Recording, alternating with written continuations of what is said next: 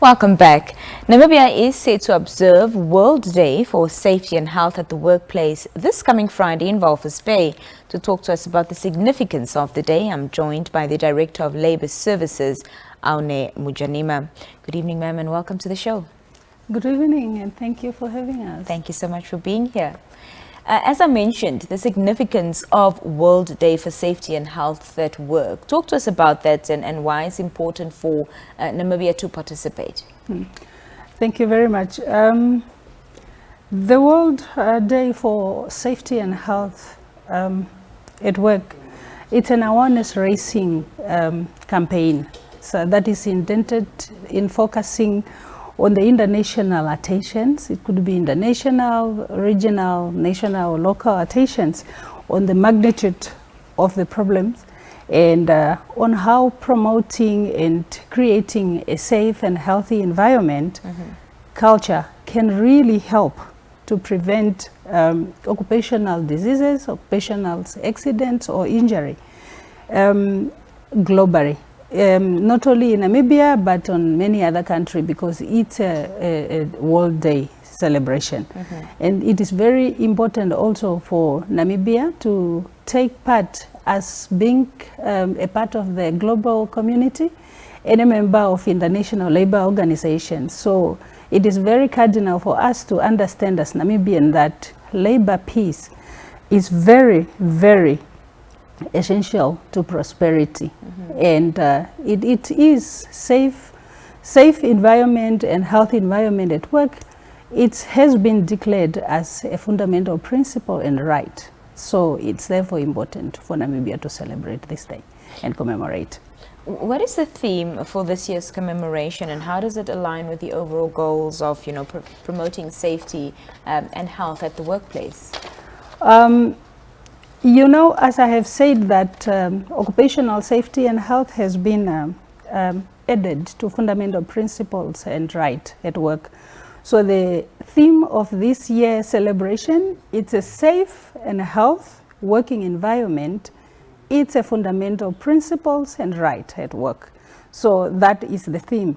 And it has been in June 2022, the 110th International Labour Conference have decided to include a safe and a health working environment in the ILO frameworks of fundamental principles and right. And that means any member country have to make sure that they conclude and make sure that it is implemented within their rightful and encompasses in their operations and registrations. And that's why the theme has been put as such, to make sure that everyone else realize that occupational safety and health, it's very important at work. Yeah.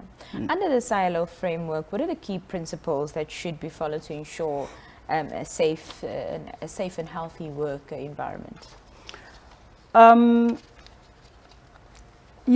Occupational safety and health is a cross-discipline area that is concerned with protecting the safety, health, and welfare of the people at work, and those that are also employed. Some works on their own, some are employed. Even if you are in an informal economy, you need to make sure that safety and health, it's a first priority.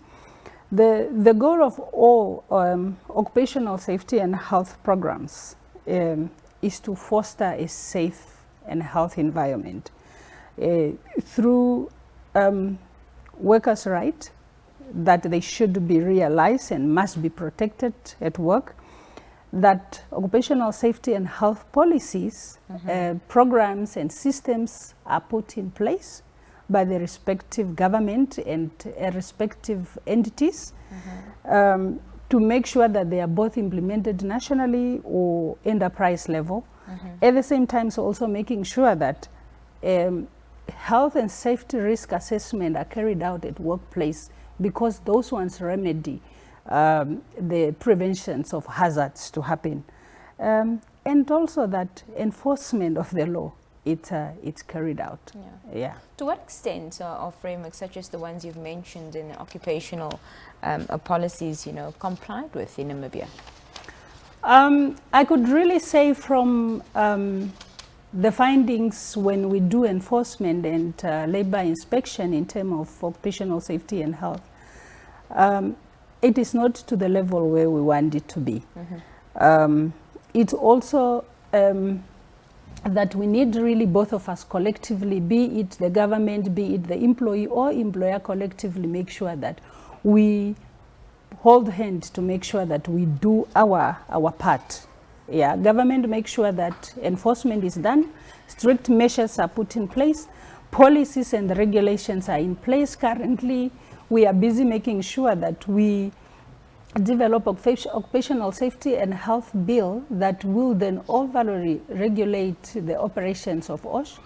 Employers should make sure that they create a safe environment that is free from risk to health of those workers at no charge. And also workers then have to pull up and make sure that they are cooperating with the employers in an effort to create a healthy working environment and safe. So that is what we collectively need to do to make sure that we remedy the situation. What are the challenges that is hindering compliance?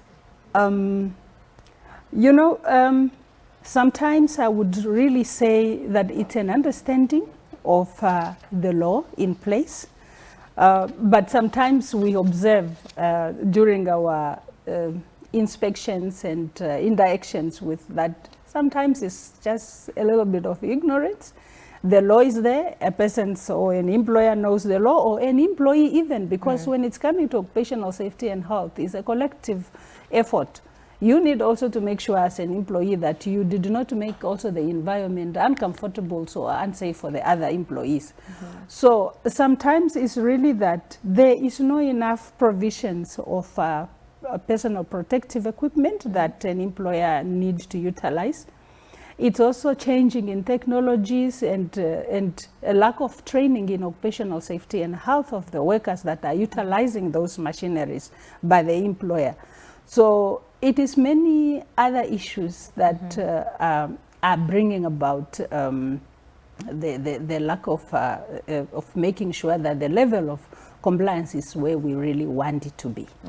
Yes. This day, as I mentioned in the beginning, will be commemorated at Walvis Bay. So talk to us about why Walvis Bay, firstly, and how employers and workers can actively participate in this commemorating of the day.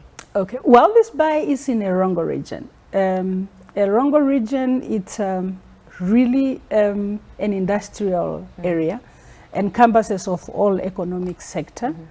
And Walvis Bay itself, it's an industrial area that we all know. But our findings also have indicated that most of the occupational accidents that are recorded comes from the Erongo region. So as I have indicated that the day, it's really driving to making sure that we raise, we raise, it's an awareness campaign. So we decided then to take it to Walvis Bay so that we take it to the people and be able to raise awareness in that area. We started already today. There was a training for enterprises on occupational safety and health, basic occupational safety and health. Then we proceed then with the commemorations on Friday. Fantastic. Well, Ms. Mudjanima, thank you so much for your time, and thank you for joining us here this evening. Thank you so much. That was the Director of Labour Services, Ms. Aune Mudjanima, speaking to us there. We're going to take another short break, and we'll be right back after that.